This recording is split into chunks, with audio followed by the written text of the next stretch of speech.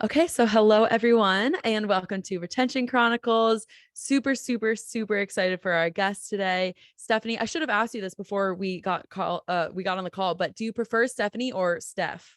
Steph, please. Way Okay. less formal. Okay, love it. Okay. Super excited to have you here, Steph. It's going to be a great recording. I know I've been looking forward to this for a while. So if you could say hi, give your intro, just like a short little brief background for our listeners, that would be great. Absolutely. So it's so nice to meet you in person, which has been so nice, or as close to in person as possible. And I will give a brief TLDR on me. My background started in the movement and dance space, and that just led my focus to be obsessively on how we move impacts the way we feel. Fast forward to my job in film. I was on the road. I would work on marketing pieces for companies like Red Bull, Patagonia, and the North Face, via the parent company and main company that I was working for. And that led me to an increased amount of frustration over how I just could not bring my products with me. So I was buying single-use plastic, leaving products I actually needed behind, and at the end of the day, carrying everything in giant plastic bags that made me feel very cluttered and clunky, on top of being hypocritical for using so much waste.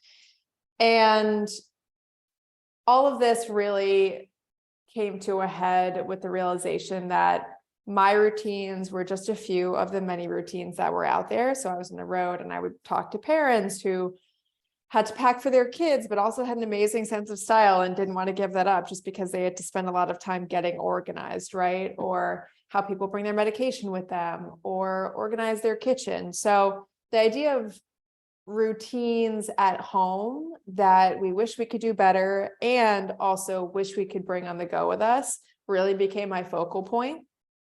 And from that point on, it was just, how do I solve my own problem to start with? And so that really began Cadence. So at the end of the day, what we are is we solve problems we feel like are worth solving, and we solve them through innovation, through product systems. So our first solved problem was, how do you travel and leave your home, whether it's for a day or a month, with your personal care routine in a way that feels incredibly beautiful, is something you trust first and foremost, right? No leaking, exploding products. Yeah, that's And like the absolute worst. yeah, and just really enables you to be in the moment, right? Like our whole mission is like bring you calm and control no matter where you are or what you're doing, so you can be more present, focused, and appreciative of the moment that you're in. Yeah, I love that. I love that you brought up like having your routine at home and still being able to like use Cadence while you're at home. Like it's not even like while you're on the go, right? It's like just part of your routine that you adopt in, because it's like, okay, I know I can take these like capsules with me whenever I'm traveling, but like also the aspect of being able to like get used to or like add this to your routine is like fascinating to me, because like I have, right, like my bottles and everything, but it does feel like chaotic when I'm trying to like pack and I'm like thinking through, I'm like, okay, what do I need? And then it's like in that moment I'm thinking about, okay, I need all my essentials, but like more often than not, I'm missing one of them when I get there, right? And I'm like, oh my God, like, how could I have forgotten this or something? And it's just in the spur of the moment. You're not going through your routine right then and there when you're packing. So it's like easy to slip your mind if you don't have a list or something, which I'm not like a list person when I pack, which is maybe what this is telling me I need to do. But like that exact moment is, or like that thinking through that process is really like curious to me, because I've never, until kind of being introduced to like Cadence and thinking through like what I wanted to ask you, I was like, that's a really interesting aspect where it's like before you start to pack. Yes, and the beauty of the Cadence capsules, with them all being magnetic, connective, and labeled, it's your packing list. That was one of the Yeah. things that was most exciting back when we were prototyping and utilizing our early versions of the product before we launched was I recognized it was essentially a physical packing list, because you're right. You said it perfectly. You don't do your entire morning and night routine when you're packing. You can maybe do 50% of it. The capsules, you just grab them all and you bring them with you, or you can quickly eliminate the ones you don't need, right? So it's like a physical manifestation of something that is right in front of your face. And the goal always has been keep them out on the shelf, right? Because they beautifully stack. They're this honeycomb, or you can make them whatever shape you want because they're interlocking and interconnecting. They are beautiful enough to leave out there. So it's not something you're digging around in your closet, right? That you haven't used since your last trip, and they're dusty and you're like, oh, is this clean? Is this dirty? Was this my shampoo or my cleanser, right? That's such a negative experience. It does not make me want to put my expensive moisturizer and serum into that bottle. So the whole point, yes, is that it's out on the shelf. It's beautiful, whether it's there for art or function, and then you just whisk it away wherever you're going without too much thought and time put into packing. Yeah, it's funny you bring up the point of like not putting, like, not sure if they're clean or dirty, because I feel like everyone knows like those little travel bottles, right, that you buy at whatever CVS, wherever. And it's so funny because it's always like, okay, when I get home, I'm gonna clean these, right? Like I'm gonna make sure they're so well taken care of. And then you get home and you're exhausted, and then you're like, I like clean it out. And then next time it comes around, you're like, where are those little things? Like I don't even know where I put them, like how I clean them. It's like a disaster because you don't touch them until you're going to go travel and like you need them again, versus Cadence, you're able to, like you said, incorporate into your daily routine. Yes, exactly. The material we chose was so specific so that the efficacy of whatever you put inside stays the same as if it were in its original parent bottle. Oh, that's okay. That's super interesting. Can we talk about that like a little? Because I don't know like anything about this industry, right? Like Yeah. anything about like product design and whatnot. So it's always fascinating for me to get the time to like sit down and like walk through some of those details that might not have made it on the site, right? So like, how are you going through and testing, like making sure that the efficacy stays true no matter what's in the bottle? Yes, the number one thing is the seal. We have an industrial Mm. seal on the capsule. So if you think about most travel bottles, it's one of those closures where there's a hinge and it just clicks shut. That's Yeah. not truly airtight and sealed. Our products are completely airtight. You could submerge them in water, nothing is getting through. So that's one of the facets of how our capsules are leak proof. It is 3 rotations of the cap, and that cranks down on an industrial seal that we have, which makes it so that there's no air leaking out and that product inside is really protected. And we were able to do that while still having a material mix that we could be proud of. It's 20% recycled ocean-bound plastic, 30% regrind from our manufacturing process, and the rest is virgin material, so that we can really have a product that lasts for the ages and is truly durable. But those are a number of the elements that went into making a product so protective of whatever anyone can throw inside. Okay. Super interesting. Yeah. Because I know just from being familiar with Cadence, obviously the material like ratio that you just described, of like the intentionality to have a material that you're proud of, and that is helping take away some of our issues around plastic and helping with sustainability. But then I was also thinking, I was like, how do you try and make sure that like you're finding the balance between what you want the quality of the product to be and making sure that it matches like the mission of Cadence. So it's like I would imagine like a fine dance between the two, that you probably were like testing every little iteration until you found the perfect mix. Absolutely. That's exactly what it was. The ocean-bound material we use, which is from a company, Envision Plastics. I always like to shout it out because it took me 6 months to find a Find them. supplier who would work with us, and they were phenomenal, worked with us when we were pre-launch. And I feel like, it's our job as brands that have been out there in the world to spread it to other folks starting companies. So Envision Plastics is amazing. And that material is not even made for the type of manufacturing process we're using. We have just modified our manufacturing process in such a way, because our product design is so unique. We've also been able to find a way to manufacture with that material because it is post-consumer. And at the same time, had to figure out that exact fine line between, okay, when do you use so much of this where then the product isn't made for life anymore, versus, of course, we don't want to be making 100% virgin plastic products ever. So our goal as a company is always iterating, always getting better. It never stops. And so we're proud of where we are, but we're always focused on how we can do better and how we can do more.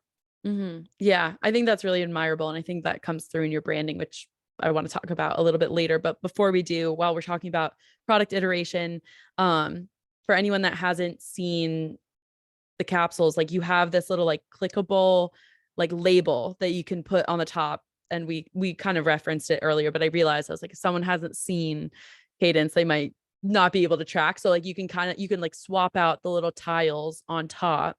And I think is it a magnet that holds them in there? Yeah, super seamless, no indents or anything, just magnetic.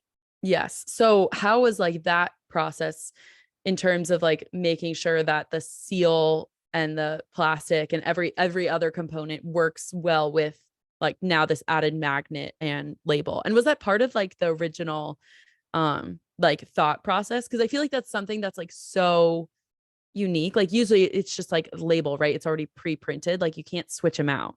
So how did you come to that conclusion? Yeah, so the sides of the capsule, for anyone listening, the sides of the capsules are all magnetic, and then there's the label that we're talking about that is also magnetic. That has been part of the design from day one, and everyone told me I was crazy. I'm How sure. how can we infuse this in a beautiful, seamless way? I mean, people were throwing out wild things like Velcro. Who wants Velcro. Velcro in their travel bottles, right? Going But so back to for like the us, 80s. right? But we're not a container company. We are a product innovation company that is tackling this very big problem. And we knew we just shouldn't even try and solve it if we couldn't come up with a amazing, never before done solution. And so the impact of that connectivity is so massive, and something where you kind of have to see it before and after to really feel it. But it's almost like, this is a wild example, but you stuck your hand into a jar of dry rice, all Uh-huh. those rice grains would flow through your fingers like water, versus picking up a rice cake. It is together Mm. and it's with one hand, right? If we took all of our products and removed the aspects of them that connected them, it would feel terrible. You wouldn't be able to pick it up with one hand. You would be knocking these lightweight little plastic bottles all over, versus making all of our capsules magnetic, hexagonal. I mean, you're picking up a system. It's an entity. They're not going all over. You stick your hand into your bag. You're not fishing around for things. So much of it was this focus on, what is the movement that I, as a human being, need to do when I'm interacting with this product? And whatever it needs to be should make me feel more calm inside than Then more chaotic. chaotic. Yeah. Yeah, because I can imagine, like, I feel like too, it's kind of like a I feel like you could see it in a movie, but like someone's like rushing to like make their flight or something and like knocking over their bottles, like they're getting knocked into like the sink, the Yes. toilet, like the floor, everywhere, right? Like, and then or like they're just being tossed in a bag or a suitcase or a toiletry bag, whatever. And they're just like, you're trying to scour to find them. But it is so nice that you can just like you said, great metaphor, by the way, as well, with the rice and the rice cake, Thank that you. you're able to just like in one fall swoop, get it and do whatever you need to do. Thank you. I appreciate that. Oh, I will be your hype person, believe me. Okay, so I know we've been obviously talking about product design and whatnot. And you gave a background to like how your background influenced where you went with Cadence, but I always love talking about branding. And so how did you take like your background with movement and how that influences your daily routine, and then start to think through what you wanted the branding and the messaging to be for other people who are going to be, you know, interacting with Cadence? Absolutely. You know, the brand and the product were developed at the same time, both with lots Mm. of love. I was working my full-time job at the time and working consulting gigs on the side. So it was a labor of love on nights and weekends. And Doing the thing. yeah, I mean, I think one of the best parts about building a business is you get to do it, you get to be inspired by all the things you wish were done differently, whether it's in life, whether it's in the place you work, and you're able to make good from all of it. And so the brand really came from a place of, I wish there was something beautiful out there that was in this category. In this category, it was almost like rewinding to pre-reusable water bottles, right? Like there was a time Mm. when no one was walking around with swells and hydro flasks, and we were all carrying, not me, before our time, Yeah. we were walking around with Poland Spring bottles or whatever it may be. And then Mhm. suddenly the shift happened where people recognize, wow, I'm using so much single-use plastic, and I'm honestly spending a lot more money throwing all of this out, all this single-use plastic out. I will invest in a $40, $50 bottle, but not just because it's reusable, though that's a big part. And I would hope that's why people switch over to Yeah, reusable right. bottles, but also because it's more beautiful, because it's in the color that I like and it's shaped nice and it makes me feel good when I, whether I go to my yoga class or I'm going to work or, you know, sitting at the park. And that transition had not happened for this space at all, right? Like Mm. we had transitioned into a world where we're actively taking time to develop our personal care routines, the things that make us feel us, investing into those routines, right? But then when it would come time to transport that, we were then faced with a $3 plastic bottle, not manufactured well, not something that's going to last you. And then that's kind of where things start to implode. And so it was a really cool opportunity as a brand to say, I'm going to be the first brand in this space. We're going to make a brand that actually has heart to it, that cares about the world. And most importantly, I always want to emphasize this, has a product that backs up everything that the brand means. Mm. I think there are a lot of companies, which is a totally different business model. And, you know, one that I'm aware of that are really focused just on building the brand. They take a product that kind of exists and make it for that particular brand. We felt, and I felt it was so important that if we were going to do this, it had to be both. If we could make a beautiful brand, but not develop a product that actually changed the way things were, then there's really no point in existing and being, and, you know, vice versa. So I strive to have a brand that feels very human and Mhm. has quirky parts to it that will hopefully never go away. I feel like that's part of the magic of following a brand from the early days, and I see it go away so often. And so that's my mission constantly, is how can we keep up the part of us as we grow and build that is heartfelt, that we do things just because it makes people happy and puts a smile on their face, right? So we're very much about the long-term ROI in every decision that we make. Yeah, that makes a lot of sense. And I love that you drew the distinction of like having a brand with a product that backs up that branding and like makes sense.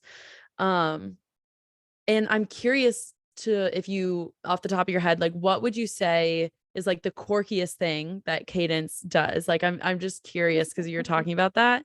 And then a follow-up question to that as well is why do you think brands start to lose that quirky aspect um once they start to like get bigger or have other stakeholders who are driving the force?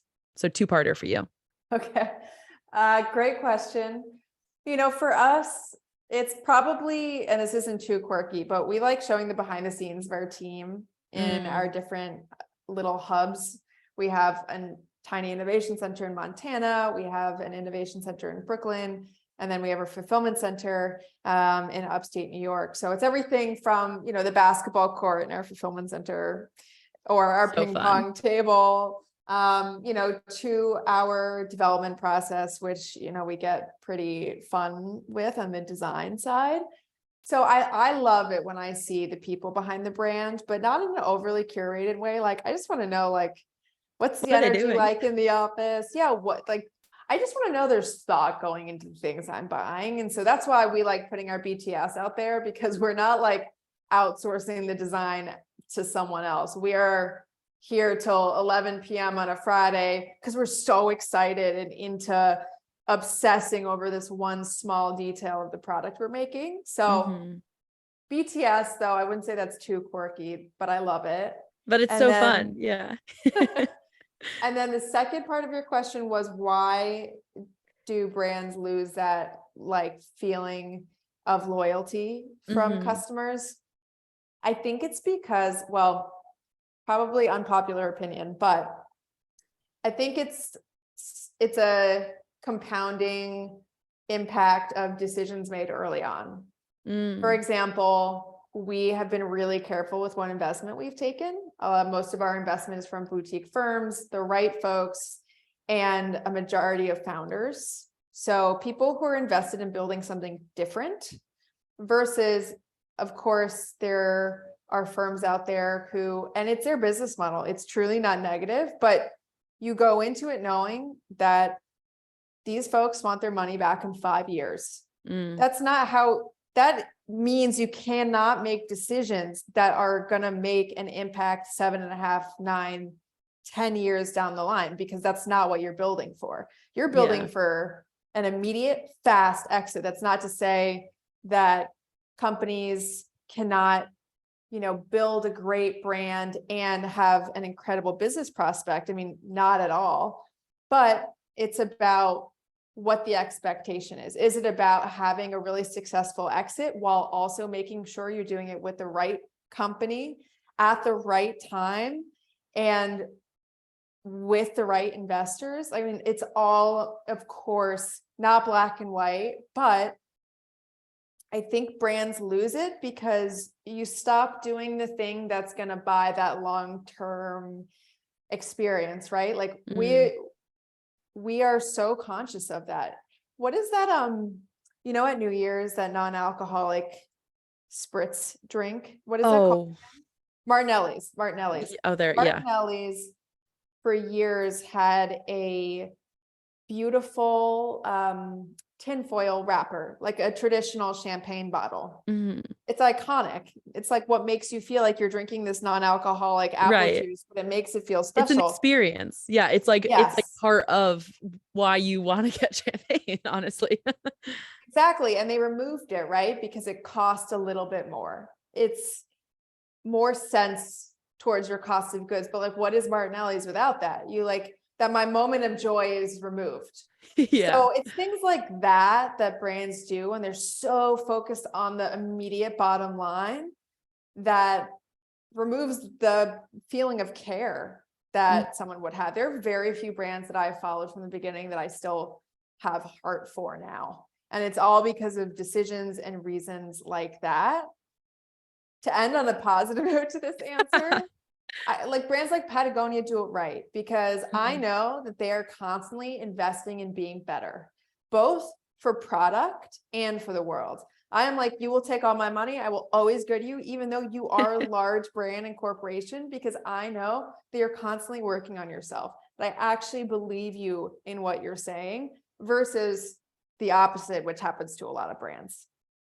I love that you bring in like the positive example of Patagonia as well. And I think it's also like we talk a lot about, obviously we're in the post-purchase space. And so we're talking a lot about like buying behavior and keeping the customer excited while they're waiting for their product. And it comes up like a couple, like, every so often, but like buyer's remorse or like guilt around purchasing something, especially when you don't immediately have it in hand, like you do in retail. Like you're not walking away where it's a direct transaction where you see your money, is given to someone else and then you have a product in hand. And so it kind of like it also for me ties into like what brands I'm purchasing from and if I like what their mission, what their branding, what they stand for is all about. And also like how does purchasing from them make me feel?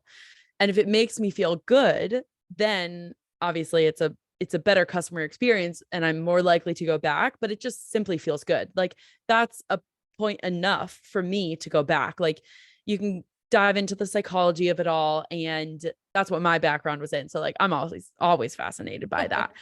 But like just for a consumer standpoint where I'm able to say like Patagonia, like I'm the same way where I'm like, if I see their brand name versus competitors, I'm like, oh, I'm going to go with them because I like them better and I like their branding and their mission, and I can recognize it for what they are, versus other people that I don't know about, or it doesn't have the same connection, or what's the word I'm looking for? The same connotation of the branding that Patagonia or these other brands that have stayed loyal, and like they, in my eyes, like they made their mark off of being different because they were doing so many things that were for the betterment of the world, for the betterment of the environment, kind of before thinking about like their parties or their stakeholders getting rich. And it's great because they happen to do both, right? They're a huge corporation, but it makes you feel better as the consumer to like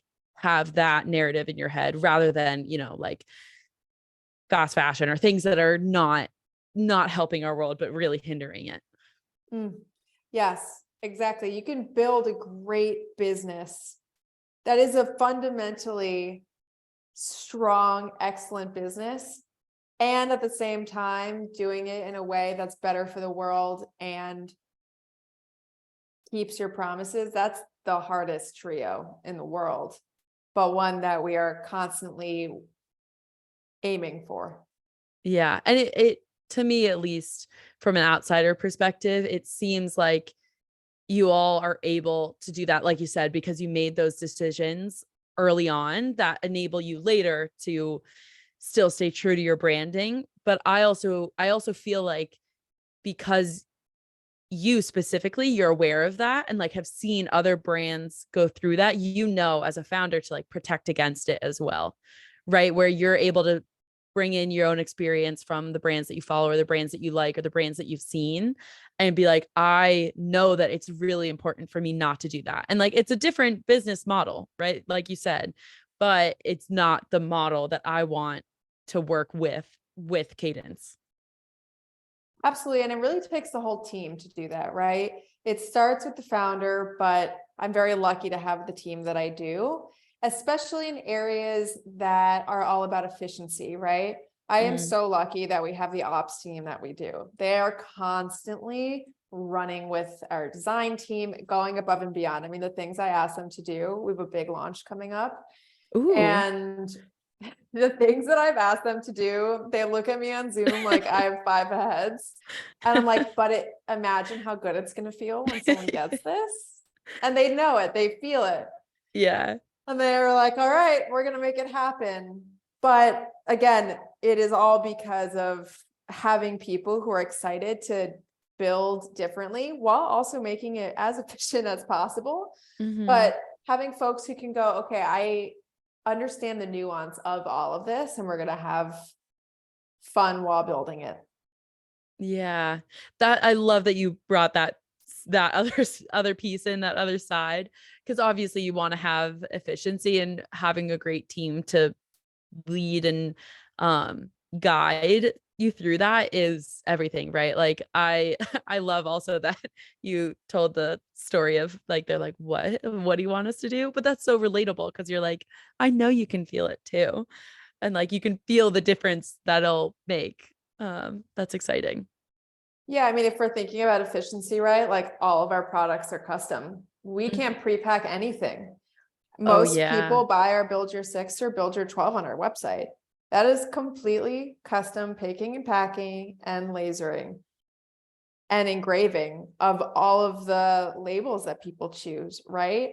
Someone would come and say, that's not efficient. Why do you just sell preset bundles? And while we do sell preset bundles, we always wanted customization to be at the front and center. And I think that's why, again, that's why people come to us, Mm-hmm. because we know that people's routines can be 4 products or they can be 18 products. People buy like 24 capsules from us sometimes because they have Wow. a giant supplement routine. They want to carry their jewelry. They want their skincare, hair care, and body care, and then they want to buy a set for their kids, right? If we were to say, here's a pack of 4 and a pack of 8, you would just feel like, well, I'm trying to fit myself into this product versus the way it really should be, which is like, we fit around you. So efficiency in the right places is great, but it has to be in the right places. Yeah, that makes a lot of sense. I didn't even think about how, yeah, every or like most packages that you're dealing with are custom made because of your ability to obviously label and like you said, um match the routine or match the product to your routine. So that's like crazy. That's a whole, I feel like we could talk about that, like how you even get through that with a whole other episode. But I do want to ask, like, so do you know off the top of your head like what the division might be between people who are getting like those pre-packaged or pre-bundled sets and then people who are completely making like their packs of 24 or their packs of 18? Do you know like the breakdown between the customer profiles? Yeah, so our Build Your 6 and Build Your 12 are all customizable. Like you can choose your color, you can choose your label, and then you can add individual capsules on top of that. So it's kind of like a base set, if you will. Okay. And 90% of our orders are people customizing. They don't want to just buy something that's pre-labeled, even though they're really buying the same things everyone else is for the most part. And that's data that helps us make sure we're giving people exactly what they need for their routines. But people want the breadth and width and room to customize and build for themselves. Okay. That's really interesting. That's higher than I thought. I would have thought it was maybe like 80-20 or like 70-30. But wow, that's impressive.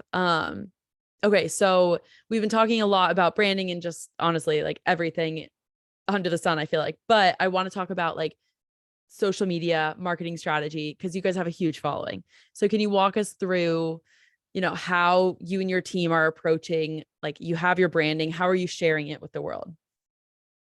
Yes. So we are predominantly on Instagram, TikTok. We do YouTube shorts.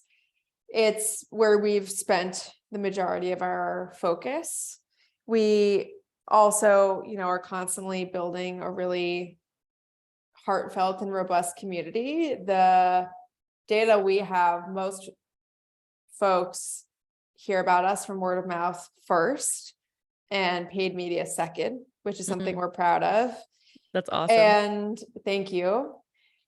And it's funny when I think about a social media strategy, there are, of course, these little things that matter, but at the end of the day, what I really think matters is to actually be thoughtful about it, which sounds like such subjective woo-woo advice. But like, I look at our captions before they go up. I look at our feed. We have an amazing creative team and an amazing brand team.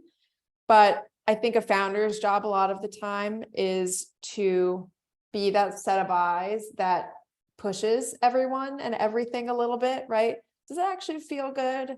Or what about this wild idea? And of course, that's the gift you get when you're not completely in the weeds all the time working on something. So it's a huge team effort.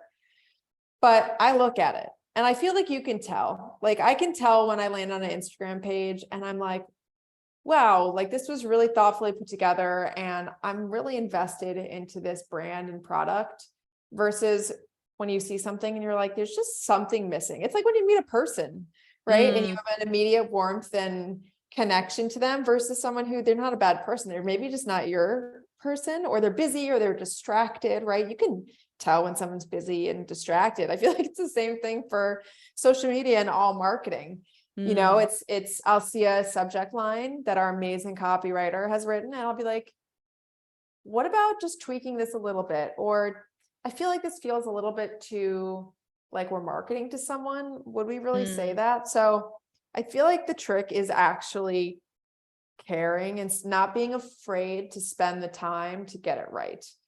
We spend the time. If we do anything, which is a weakness and a strength always, right? Your greatest strength is also your Achilles heel, but we're meticulous in everything we do, down to the ad copy to the TikTok caption.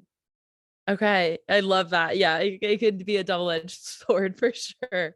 That's very relatable. What would you say, like, what are things that like stick out to you in terms of like how to be intentional and thoughtful when like writing those captions? Like it can be like more like tactical advice or higher level. Because I think like for me, what always sticks out is like something that seems or like someone that's able to convey like relevancy to like what's going on in the world or like what's trending or like a holiday, right? Like seasonality plays into it. And that's always like when someone gets like punny, like that's what stands out to me.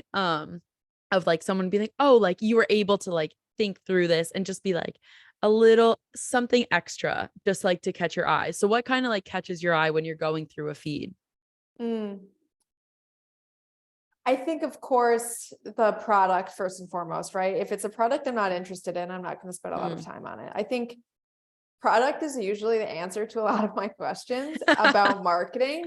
I think Yeah. you could have an amazing product, and if you don't have a great like team behind it, that is a very tough place to be in. But even if you have a great team and the product is not great, it will be short-lived. And Mm. so I think it really comes down to product, right? We have the gift of having a product that is very unique and people have not seen it before, right? Hexagonal magnetic capsule system is not something that has It's not the day existed to day. Yeah. before. And so that helps a lot when people are like, wait, what is that? I haven't seen that. It looks really beautiful. And they, then click in and explore. And we feel like, how can we fit in to the moment, but let's not change what we're doing for the moment, right? Mm-hmm. I think we have a very unique marketing philosophy in that most of the things that we do are quite evergreen. It's Mm. not about this is trending, so let's do it. Like it will go out of trend and then you will be out of trend. So as we built Cadence and designed the product, a big mission for us is how can we think about things that are timeless and how can we infuse that into everything that we do? And believe me, sometimes we get it wrong and sometimes we get it right. And it's just about following your gut. Again, a little bit of woo-woo advice, but hopefully if this helps even one person, it would maybe pop into their head at a moment where they're about to approve something that they feel like they maybe want to say something about, but everyone's ready to ship it out and no one's saying anything. I feel like it's those moments where you want to say it, but it's a little stuck into your chest and you're like, is it a big deal? And maybe 80% of the time it's not a big deal, but I really don't live by the philosophy 80% and it's fine. Mm-hmm. Again, certainly there are Yeah. times, but if you have that mindset most of the time, that's the feeling your brand is going to give. That it's like, it's okay, it's average. It's Like like it not makes it anything. by. Yeah. Yeah, it makes it by. It's not bad, but is it something that I think of certain brands and like their captions like are really funny. You're like, Mm-hmm. wow, there's a very funny person behind this, and I like this, right? Like Yeah. that's clever. It's smart. Mm-hmm. And so I think it's just those moments where you take the time and invest the time and you're willing to be like, I know we like looked at this 3 times already, but we just need to pause in this for one more second. Like one small word can change everything. Yeah. And like how you're delivering something too. I think like when I think of like clever, I think is the best word to describe what stands out to me. So I love that you emphasize that because I was like, I think of puns and that's more like silly, but like clever, like something that like makes me laugh or like chuckle. I'm like, oh, you got me. Like that's where it stands out. And I think that happens a lot on Twitter too. Like I see that all the time. And of course it happens on Instagram, TikTok. And we talk about those platforms the most, like Instagram, TikTok. But like some people who are just able, like I'm like, wow, they're thinking through it. And like it's just so simple. Even if you're saying like the same words or you're conveying the same message, like even the way you put the words can like be a different way to deliver it. So it is, I love that you bring up like the 80%, like you could send it and it'd be fine. But to like get that extra emphasis to play into like the branding and how people are interacting. And like when they think about Cadence, they're like, oh, those are like intentional captions. How someone wrote that is clever is like the added bit that I feel like is hard to achieve, but also you're able to achieve it just with having a lot of great like talent collaboration, and like not being scared to speak up and say, hey, like this kind of feels like we could change this, like even if we just took a couple more minutes to like think about it. Because I know when I think about our social media, we're like thinking about like, okay, like this is like the copy, this is the idea, like how am I trying to convey it? And then like a couple back and forth where it's like, okay, what about this one, what about this one? Oh no, like I like that phrasing of the same thing better because it just sits better with us. Yes, 100%. I mean, the things that get approved are wild sometimes. There have been planes that have had a letter missing on the side of it, right? Like someone approved that. Yeah. So, I laugh when I think about it because it's such high level advice. But like, if you think about it in that context, someone didn't speak up. Someone was like, is this intentional? Because that you're missing a letter in the name you're about to put on the side of your giant plane. And Hmm. someone didn't say anything, and then it happens, right? So it's just the thing that I think about before shipping anything. Yeah, it's like someone in that room is like, am I missing a trend? Like, and is like too maybe embarrassed to say like, Yes. it's not spelled right. Like, yeah, it's easy to get in the mentality of like the bandwagon effect where it's like, okay, everyone, or like bystander, like everyone else is doing it, everyone else says it's fine, so I guess I shouldn't say something, but meanwhile everyone's like thinking the same thing. So yeah, just wild examples with the airplane one, or like things that are just so, you know, irreversible, it seems like, or like such a big decision to be made and then something goes awry. But as we're talking about like social media and marketing, of course this is retention chronicles, so we always have to bring it back to retention. How do you see kind of like everything we've talked about, so like having a great product, having branding that stays true from like start until present day, social media, how does that all wrap into how you think about retention on the day to day?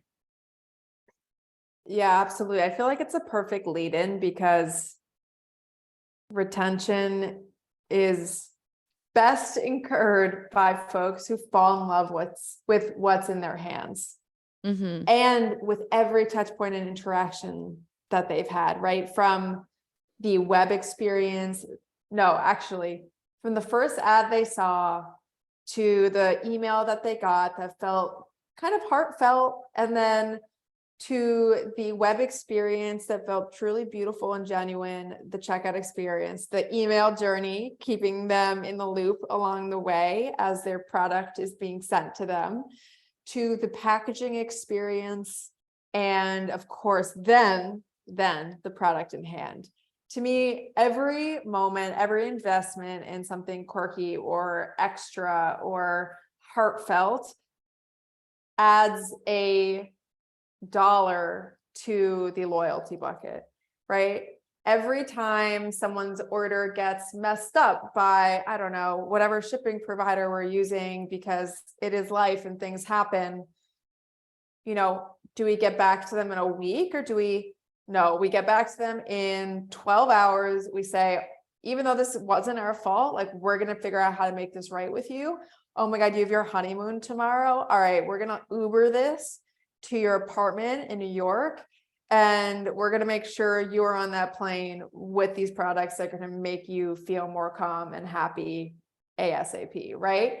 Like that's retention. That's how we think about retention, is like, how can we make folks have dinner table conversations? And then of course, how can we make the product so good? And I know I keep coming back to product, but again, I feel like the product is truly the foundation. It's the legs for everything else that then makes people go, oh my God, we get people, for us, for example, saying, wow, I bought these for my vacation, but I didn't even realize that these could make remembering to take my supplements every day better. And I'm going to throw out that Monday through Sunday pill case. I'm going to Yeah. replace it with something where I don't have to take this giant thing with me. I can like pull one and pop it in my bag for the day and remember to take the thing that I want to take. So I'm going to come back and buy some more because the product was so much better than I even expected it to be, right? People just want something that doesn't leak and explode, but instead we give them something that feels good in your hand and, makes you excited to use the product inside. And then that's what gets them to come back. So I know I sound like a broken record, but that's No, I love how we it. think about it. It's like something like that quote. It's like you have to hear something like 10 times for it to settle in. Like I'm also an optimist at heart, so I can like find the good in a lot of things. But that honeymoon example, oh my gosh, that like just got my heart racing. Like I can't even imagine those real world examples that come into your CS team where it's like, oh my God, my product, like it, whatever, for whatever reason, if it's like a shipment delay, like isn't gonna come and my honeymoon is tomorrow. Like that is wow. Um, hearts out to like anyone who is going through that. But I love what you said about also being able to like have your product keep someone accountable and like taking their supplements. Like that's just such a awesome way to like switch up. I feel like how we normally try and keep ourselves accountable. Like me, it's like trying to set alarms or reminders on my phone, and like, you know, they get like shushed all the time because I'm like, I have so many. So yeah, that's really cool that that's also like another use case that I wouldn't have thought of just like by looking at the product until like interacting with it. And then you're like, oh wait, like there's so many different ways that I can take this and apply it to my life outside of what like I originally bought it for. Well, I always appreciate hearing that. And it's something we're excited to be a part of all aspects of people's lives. Yeah, I love it that you get to just bring their cadence along and you guys get to go with them. Oh my gosh, that's so fun. Well, I know I feel like this hour is like flown by. But I have one final question for you, and that is, what is like one piece of advice that you would like to impart that maybe we haven't gotten to share yet, or maybe we have and you really want to drive that point home? It can be like tactical or high level, super related to like funding your own business, or it can be related to just life in general.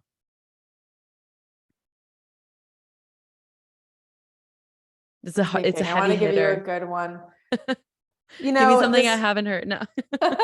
I promise this time.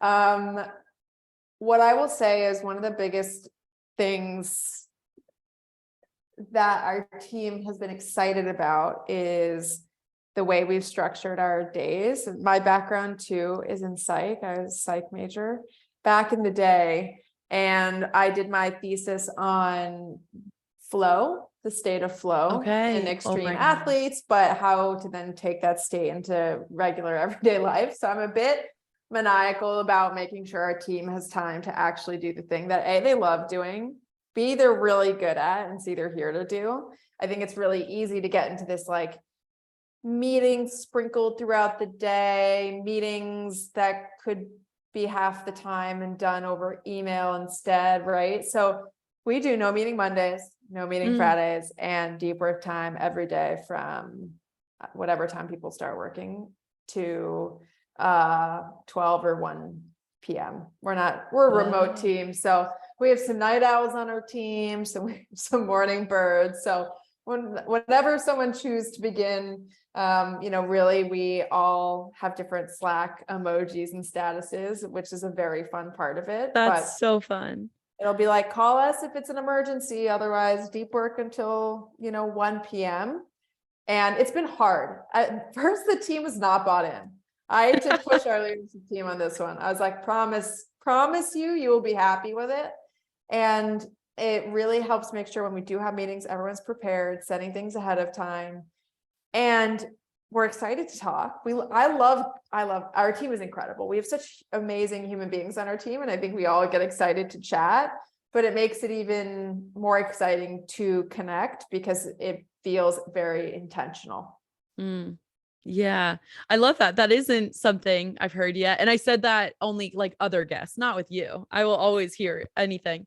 If you want to repeat it 10,000 times, but I love that. I'm also shocked that we didn't find this out earlier, that both of our backgrounds are in psychology. Like the state of flow, so interesting. I like studied neuroscience, and so very just super tapped into all that. So I might have been on that train way quicker than it sounds like your team Yes. was on that.